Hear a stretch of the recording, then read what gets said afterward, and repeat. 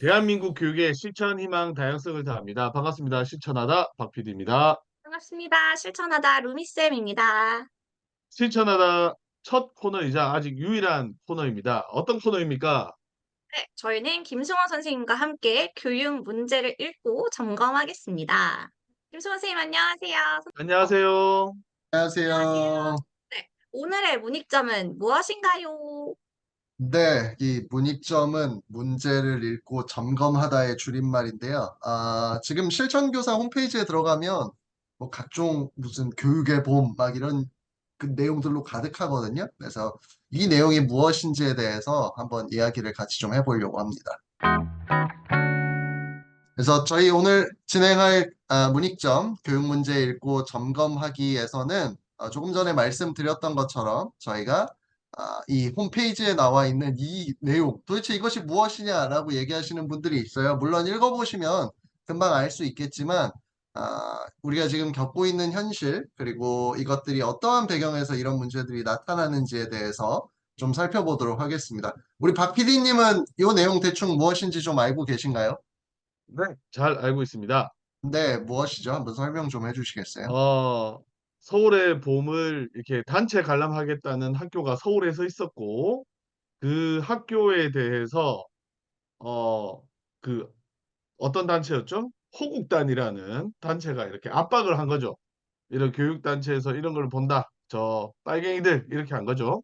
그렇게 해가지고 이제 우리 시청교사에서 성명서를 냅니다. 거기서는 호국단을 극우단체라고 이렇게 저희들이 뭐라고 해야 되나요? 표현을 했고 극우단체라고 표현했다고 호구단에서 우리 시청교육교사 회장 그 청경호 회장님이랑 대변인 실장님, 전대원 실장님을 고소 고발한 그런 사건입니다. 네, 사실 이제 막 듣기만 해도 뭔가 되게 뭐 법적으로 고소 고발하고 이러니까 되게 아, 좀 조심스러운 문제처럼 여겨지는데 사실 이게 되게 교육계에서는 중요한 문제거든요. 근데 이제 그게 충분하게 사람들에게 이게 얼마만큼 중요한 문제인지에 대해서 잘 다뤄지지 않는 것 같아서 제가 이 부분에 대해서 조금 얘기를 해보려고 합니다.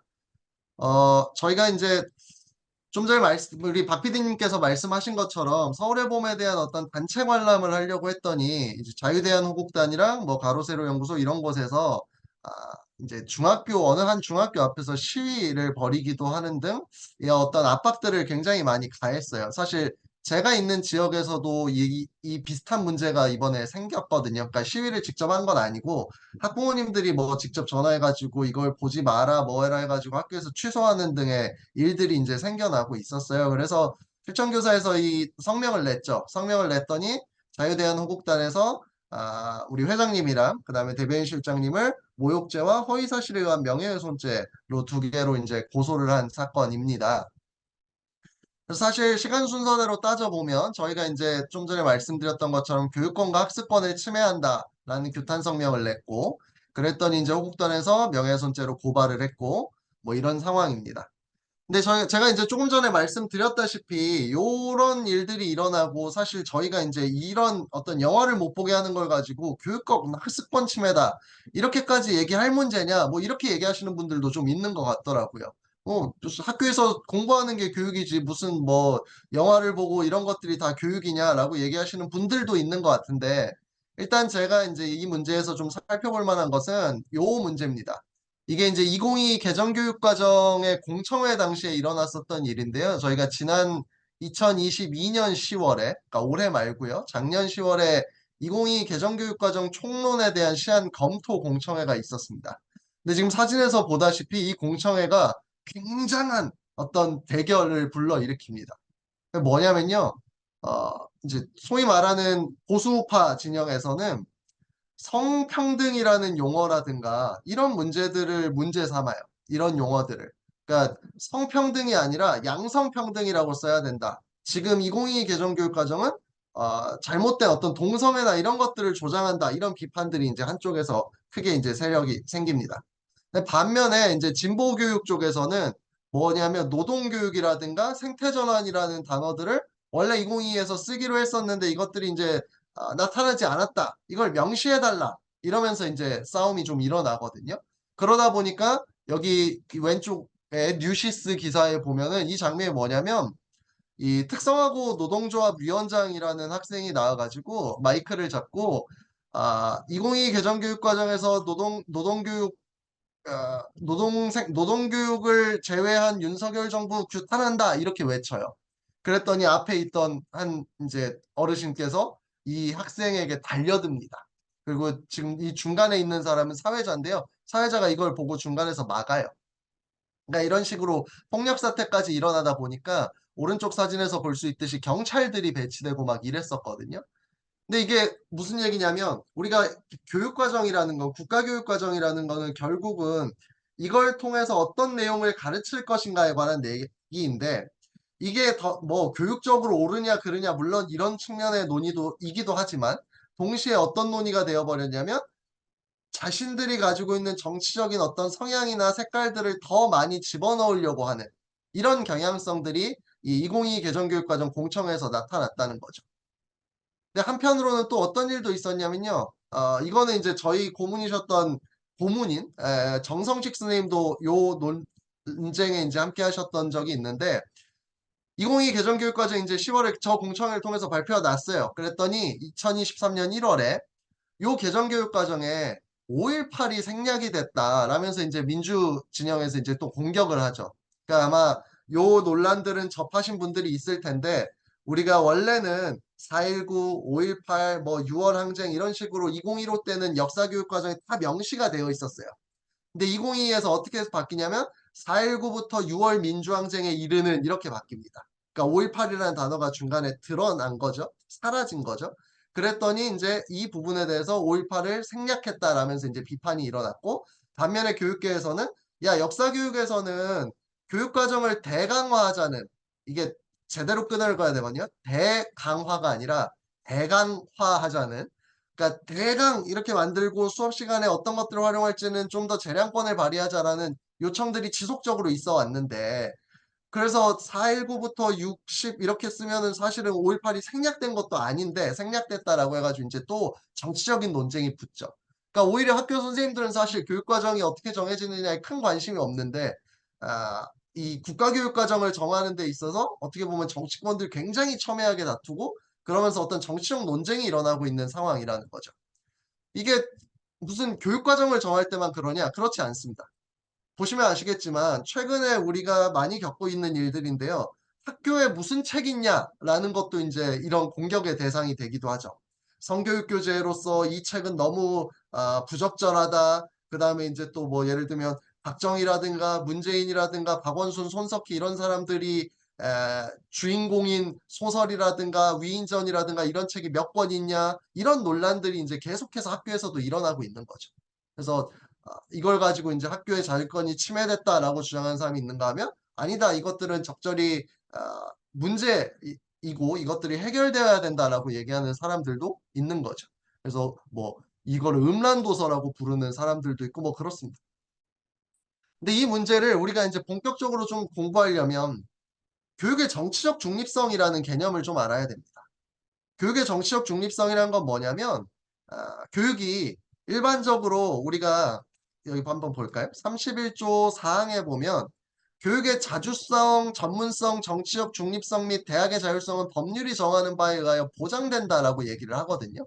그러니까 우리가 교육의 정치적 중립성이라는 것은 사실은 법률에 의해 보장된다라는 얘기니까 무슨 얘기냐면 정치적 중립성을 지켜라 이게 아니라 외부에서 어떤 정치적인 개입을 할 때 이것들이 법률에 의해서 보장되어야 한다라는 거예요.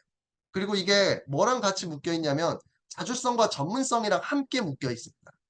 이 얘기는 무슨 얘기냐면요. 저희가 아까 맨 처음에 다시 돌아가 보면 교육권과 학습권을 침해한다라고 규탄을 했고 그 다음에 이게 교육에 대한 중대한 도전이다라고 얘기를 했는데 이 얘기가 지금 이 헌법의 내용과 일치하는 거예요.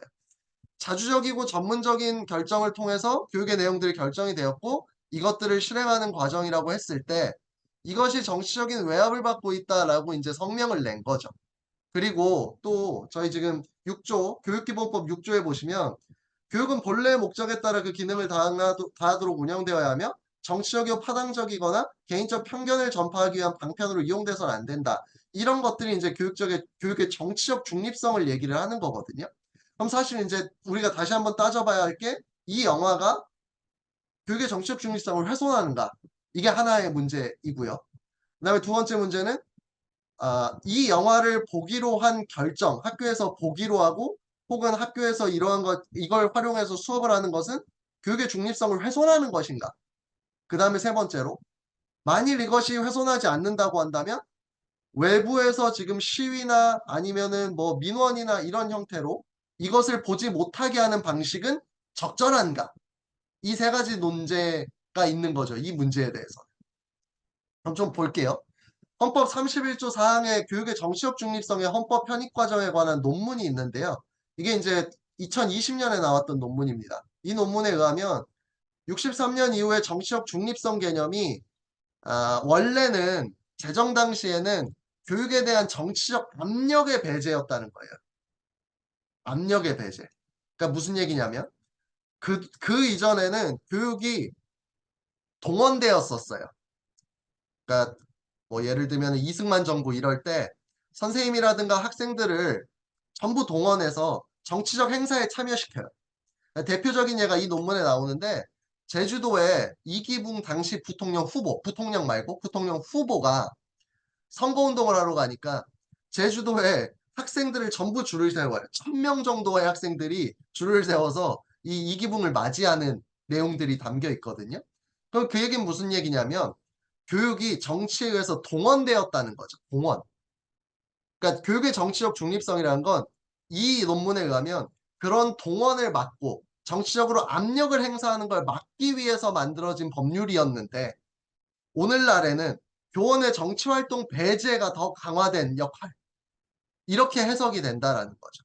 그러니까 이게 지금 법의 취지가 좀 바뀌었다라는 얘기인데 다시 한번 생각해 보면 교육의 정치적 중립성은 결국 외압이 막아줘야 된다라는 게 일단 첫 번째라는 거예요.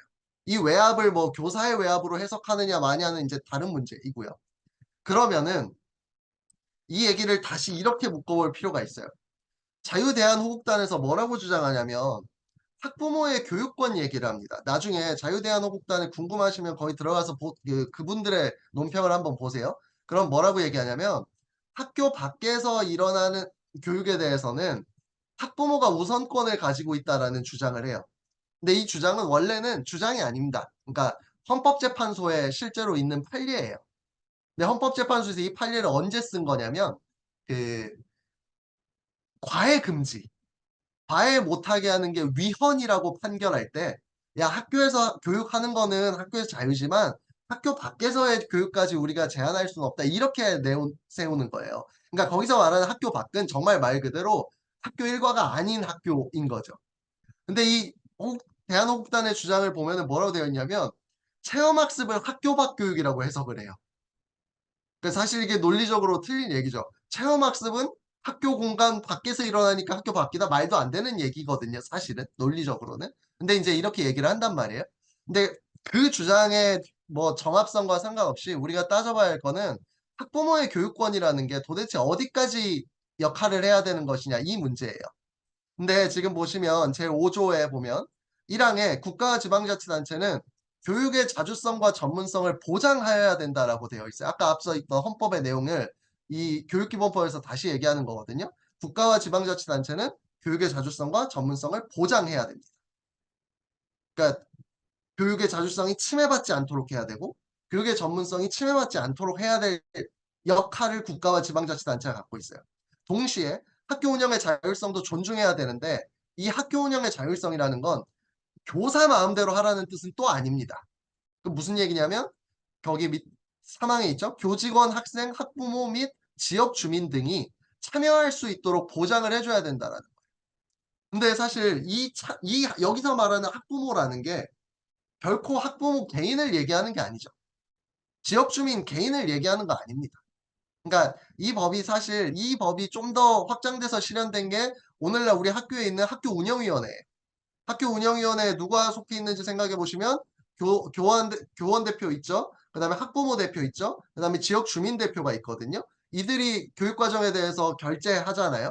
그러니까 사실 이 법이 어떻게 보면 구현되어 있는 게 학교 운영위원회 법이에요. 물론 아직 학생의 것들까지 최대한 보장되어 있지는 않지만, 그러니까 이 얘기는 다시 말하면 무슨 얘기냐면 학교 안에서 내부적으로 이러한 위원회들을 거쳐서 해결할 수 있는 방안을 마련해 넣어라 라는 게 국가와 지방자치단체가 해야 될 일이에요. 이런 식으로 외부에서 압력을 가하고 할 때는 자주성과 전문성을 보장해주고, 내부에서는 치열하게 다툴 수 있도록 해라. 이게 우리가 현재 갖고 있는 법률의 체계예요. 그러니까 건전한 비판과 학부모에는 필요합니다. 건전한 비판, 조직화된 학부모에는 필요해요. 그리고 그것들에 대해서 교직원회라든가 교원, 뭐 교사회라든가 이런 것들이 논의를 해야 될 필요성도 여전히 있는 거죠. 그래서 교육 체계의 발전과 과제를 보면 교육 과정의 이제 미래 방향 뭐 이런 것들, 그다음에 교육부와 뭐 협력 강화 뭐 이런 얘기들을 써놨는데요. 사실 이 얘기보다는 아, 오늘 기사였나요? 서울시 교육청에서 이거를 새로운 교권 침해 유형으로 규정했어요. 지금 이런 식의 아, 호국단이나 가세연의 고소고발 사건을 새로운 유형의 교권 침해로 규정했거든요.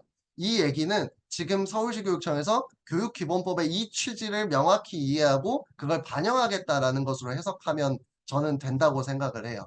그래서 우리가 지금 겪고 있는 이런 일들이 교육의 자주성과 전문성에 대한 어떤 권한 문제다. 그리고 이러한 권한은 무조건 교사에게 주어지는 것은 아니고 내부적으로 어떤 운영위원회나 혹은 건전한 방식의 어떤 비판 그리고 제안 등을 통해서 이루어져야지 뭐 개개인의 어떤 민원에 굴복하고 혹은 뭐 고소 고발 위협에 막 뭐 움찔움찔하고 이러는 방식으로 이루어져서는 안 된다라는 것이 저희가 오늘 요 사건에서 좀 살펴볼 수 있는 내용입니다. 네, 이상입니다. 네, 잘 들었습니다. 제가 궁금한 거는요. 요번에 이제 고소랑 고발이랑 차이가 있다라고 제가 어디서 들었는데, 네. 고소랑 고발이랑 뭐가 차이가 있는지 좀 한번 설명해 주실 수 있나요? 그러니까 고소는 이제 어, 좀 복잡한데요. 복잡하다기보다 고소는 이제 보통은 범죄로 인한 피해자 혹은 이제 음, 피해자와 직접적인 관계가 있는 사람이 수사기관에 이 범죄 사실을 신고하는 걸 고소라고 합니다. 그러니까 지금 여기에서는 저희가 이 앞에로 돌아가 볼게요. 이, 이 자유대한호국단이 본인들이 모욕죄와 명예훼손을 당했다는 거 아니에요? 본인들이. 그러니까 본인들이 우리를 고소를 하는 거죠. 고소를. 네. 그러니까 고소는 그렇게 이제 직접적으로 본인들이 이제 관련이 있는 경우에 보통은 하는 거고요. 반면에 이제 고발이라고 하는 것은 어, 고소권자, 그러니까 고소의 권한을 가지고 있는 사람이 아닌 사람이 하는 경우에 이제 이런 경우에는 음, 고발입니다. 그러니까 이 용산고등학교 교장에 대해서는 사실은 이분들이 직접적으로 피해 대상자들이 아니잖아요. 이 자유대한호국단들이. 그러니까 그렇죠, 여기에는 그렇죠. 고발이 이제 맞는 거죠. 고발이고, 네네. 일반적으로는 그, 그렇습니다. 그래서 오늘 고발은 저기 누구든지 할 수 선생님, 있고, 네, 고발은 음, 누구든지 할 수 있고, 고소는 대상자가 할 수 있고, 그냥 그렇게 당사자만. 생각하시면 가장 아, 편합니다. 네. 오늘 너무 이야기 잘 들었고요. 생각보다 법이 촘촘하게 잘 되어 있구나라는 것을 저는 알게 되었습니다. 네. 네. 루미쌤 어떠세요? 네, 저는 이제 10년 차밖에 안 되고 사실 이런 것에 대해서 처음 접해보게 되는 상황이거든요. 그래서 생각보다 알아야 될 것도 굉장히 많고 또, 또 생각도 제가 스스로 많이 해봐야겠다라는 그런 생각 그리고 고민을 하게 되었습니다. 김성호 선생님의 문의점 잘 이야기를 들어보았습니다. 아주 유익했고요. 저도 정책을 너무 몰라가지고 요번에 차차 김성호 선생님과 알아가려고 합니다. 네, 본문에 나오는 글의 링크라던가 혹은 본문 더보기를 누르시면 다양한 정보들이 같이 되어 있을 거고요. 혹시 궁금한 점이나 더 알고 싶은 점이 있으시면 댓글 달아주세요. 그러면 그게 대댓글로 또 저희도 함께 논의를 해보면 좋을 것 같습니다. 여기까지 실천하되었습니다. 다음 주에 만나요.